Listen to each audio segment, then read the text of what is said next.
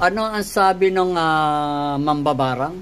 Yun ang babae nga na disgrasya ko. Sabi niya daw, kahit anong paggamot mo dyan, hindi pa rin gagaling yan, pabalik-balik yan. Pati nga yung uod na, yun ano? I-open mo bro yung uod. Oo, itong uod sabi niya, hindi mo kakayanin kahit ano mo hindi ka gagaling. Ito raw po ay sabi ng mambabarang na ito yung mga nakita nilang uod. No? Kung saan lumalabas sa katawan ng tao. May bato pa yan. May mga bato pa po, mga buhangin-buhangin, no? Kagabi lang ito pa, Ngayon kagabi, ano ba yung kagabi? Sige.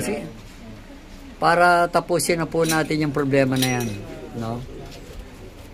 Itong sa nakadapa-dapa ako sa may kulambo, ito ang buhangin naman. Yun dumapa po siya sa kama. Ngayon, lumabas yung mga buhangin, eto, no? Kaya binidyo nyo, buhangin. Saan ba manggagaling yung buhangin na yan? Yun na nga. Ngayon, ang masasabi ko, brother, no? Yung mataas talaga yung pamamaraan na yan. Yan po talaga, no? Pwede kang patayin yan in a week. No, in a week time. Sabi kahit anong paggamot mo dyan, hindi kakayanin yan. Yun na po, no? Yung salitang ganun po, ang isang blap lang po ito, blap. Kaya tinulungan ako ng kumpare mo Tagililo nga pumunta man dito siya. Siyempre agapan mo na, pero wala akong magawa dito ko sa Sige. Huwag kang mag-alala, no? Sa araw na ito, hinahamon niya nga sige po, ipapatunay ng ama sa'yo. May paki-check mo, ha? Kahit anong tuloy-tuloy paggamot tayo. dyan, kung sinong manggagamot dyan. Sige, tanggalin niyo na po yung sa kabila.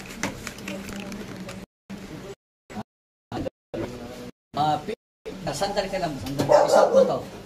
Isuot mo. Ito po, no? Yung one set po ay napakalakas ng kapangyarihan, lalo-lalo na kung magamit. Meron bang ano dyan, yung century? Century na ano? Century na 7 virtudes. Ay, meron ako pa. Duro yung lumabas ng odo, mga 14 na din. Sobra na. Okay, ito po. Okay. Ang lumabas daw po na uod sa katawan niya mga 14 na, no? May gitna kasi kanina pa Mahigit 14 na, mahigit 14. Ito po, ay napakalakas ng kapangyarihan po.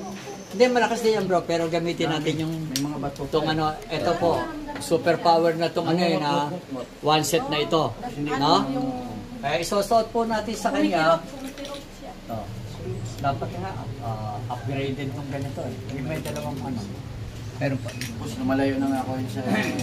May lumot pang nalumabas, di ba, Fred? Upgraded. Yeah. Ano mo, Father, Ito, sige. Ayun na lang. Kasi hindi matanggal eh. Sige. takot ako eh. Dito Sige po, patong niya rin. Ayun, tubugo niya. Patong niya, diretso lang. Ito po mga kapatid, mga kapatid. May, okay ba dito? Oo, Father. Pikit ka lang bro, pikit ka lang.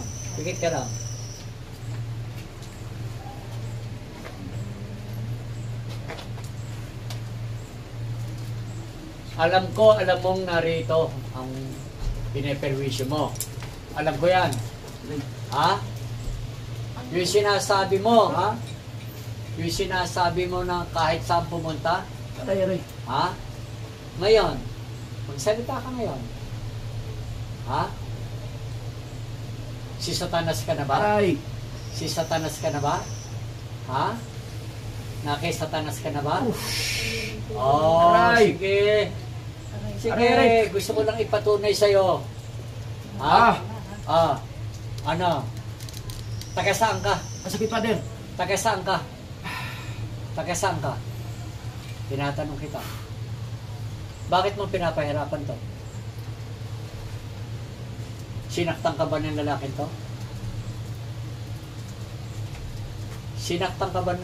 to?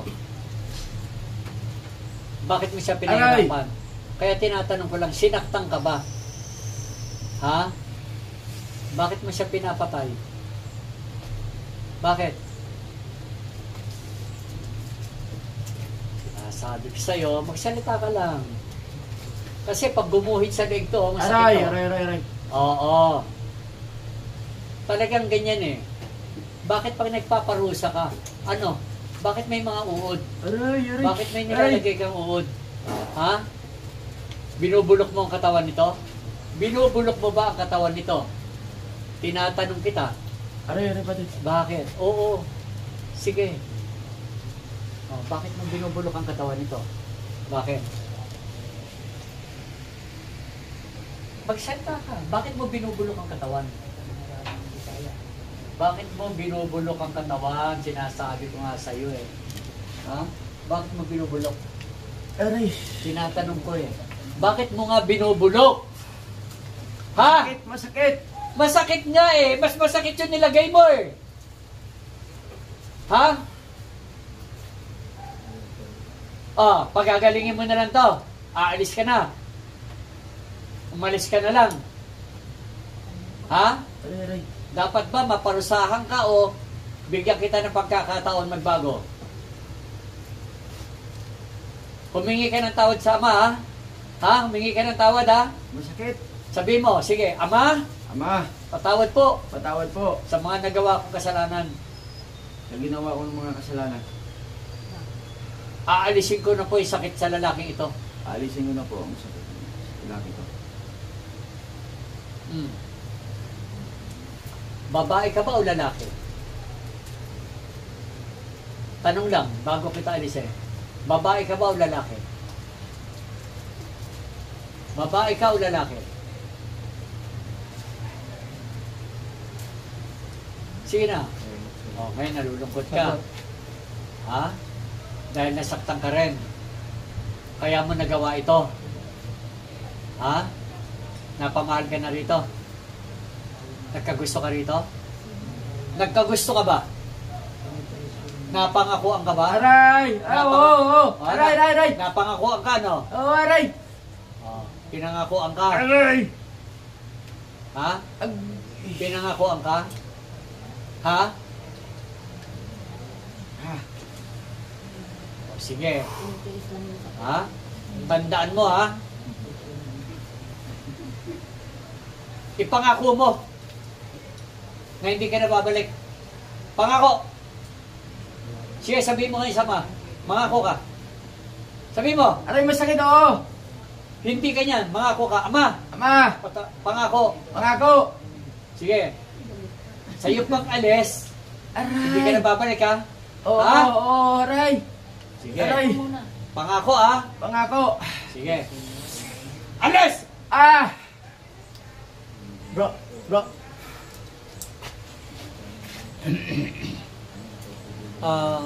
Kapatid, no, ganito yun. Talagang nagkasala ka rin. Aminado, ha? Minado ka. Kasi dapat po talaga tanggapin din natin yung kasalanan natin. Kaya minsan po, nakakagawa ng kasalanan ng tao dahil po naagabyado natin. Ngayon, eto na yun, ha? Eto na yung masasabi ko sa'yo. Umiwas ka na makasala muli. Ha? Bibigyan ka ng pagkakataon. Sa totoo lang, brother, no? Naramdaman ko yung enerhiya ng kalaban natin, kaya kanyang patayin in a week time lang. Kaya niya yun. Kasi pagagapangin niya po yung uod sa loob ng katawan mo, pwede niya kagatin yung mga loob nun. Mahihirapan na po ang ang mga, kaya mangyayari, susuka ka ng dugo. Nabangka niya kung susuka ka, sabi niya. Pag sumuka ka na ng dugo, ang ibig sabihin nun, sira na yung internal organ mo. Sinira. Kaya ngayon, may pagkakataon. Umiwas, no? Ito yan, ha, yung mga kabanalan, ha, umiwas sa pagsisinungaling, umiwas sa paggawa ng masama, no? Umiwas sa mga panluloko. Alam niyo naman yun kung ano yung dapat natin iwasan sa ngayon. No? Kapag magaling ka na, ipagpatuloy mo na yung pag-iwas. Kasi doon ka gumaling. Tandaan niyo po, ha? Kaya minamahal ko mga kapatid, lahat po na nagkaroon ng mga sakit, lahat po na nagkaroon ng mga sakit, at sa tulong po ng mga pamamaraan natin, sana man po, sa paggaling, magpatuloy na rin sa pag-uugali ng kabutihan. Kaya tama po yung ibang pare, babalik ulit yan. Tama, kung bumalik ka ulit sa dati mong pag-uugali. Kaya, kung nagkakasala tayo lagi, umiwas na tayo sa kasalanan. Alisin na natin yung galit. Una sa lahat, Ama, naging makasalanan din ako. Patawarin niyo po siya. Patawarin niyo rin po siya, Ama. Alam ko, kaya naman siya nagkaganyan dahil po sa aking nagawang kasalanan din. Total, sa yung ano yun eh, sa yung ikaw ang nagkaroon ng ano doon, ikaw ang pinanggalingan ng isang sakit, kaya ihingi natin ng tawad. No? Takot ako bagad, baka naman lumasan mo ako. Hindi, huwag ka mag-usap. Kung lalabasan ka lang, iba na yun. No? Iba na po yun. Hindi na po uudan lalabas doon. Masawa ko may phobia na eh. Oo. Kaya marami po salamat, no? Sa ngalan ng Diyos Ama, Diyos Anak, Espiritu Banal. Amen. Amen. Amen.